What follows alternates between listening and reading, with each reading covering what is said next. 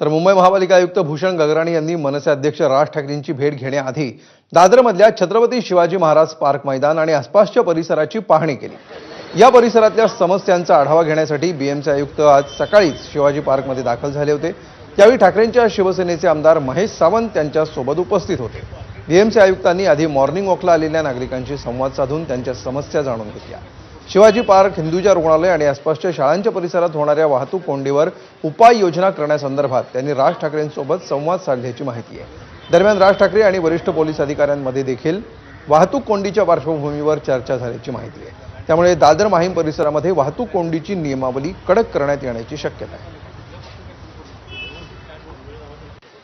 सगळ्यांच्या सहमतीने मग ते पोलीस असतील, आमचे वॉर्डचे अधिकारी असतील, नक्कीच आम्ही सुधारणा करू। तज्ज्ञ लोकांना लावून या ठिकाणी